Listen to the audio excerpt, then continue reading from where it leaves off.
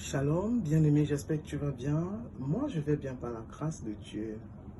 Bienvenue sur Momentum Presse, l'instant réservé à la prêche, l'instant réservé à l'enseignement biblique, l'instant réservé au partage de la parole de Dieu inspirée des Saintes Écritures.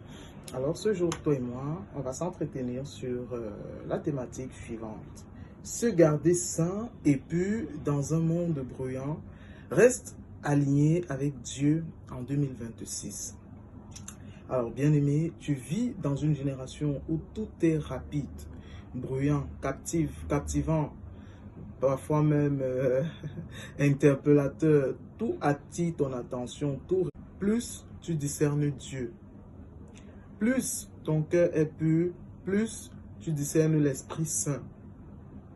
Plus ton cœur est pur, plus le diable s'éloigne de toi.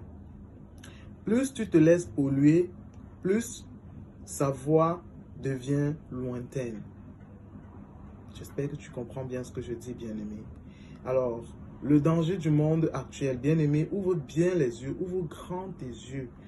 Ce monde n'est pas neutre. Il te distrait pour t'empêcher de réfléchir.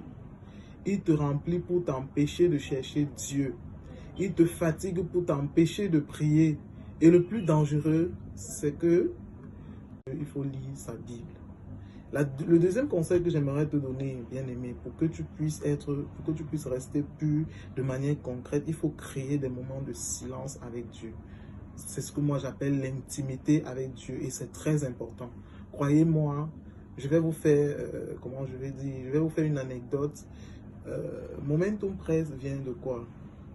D'un moment de silence, d'un moment d'écoute que j'ai eu à prendre, à entendre la voix de Dieu. Pendant mon moment de silence, je me suis dit, bon, je vais me priver de mon téléphone pendant toute une journée. Je ne vais pas aller au travail, je vais rester à la maison, la porte fermée. Je vais passer toute la journée à jeûner, à chanter les louanges de Dieu. Et tu veux marcher avec Dieu, mais tu mènes une vie qui ne l'honore pas. Mais tu te retrouves toujours dans des milieux bizarres. Tu fais des choses mauvaises. Non. À un moment donné, il faut savoir faire la part des choses. Et c'est important, bien-aimé. J'ai une parole pour toi que j'aimerais te donner.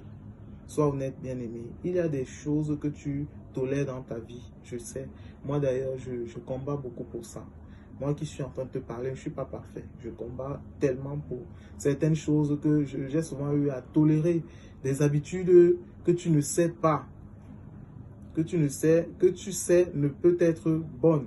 Selon toi, il y a des habitudes dont tu sais que bon, c'est pas bon, mais tu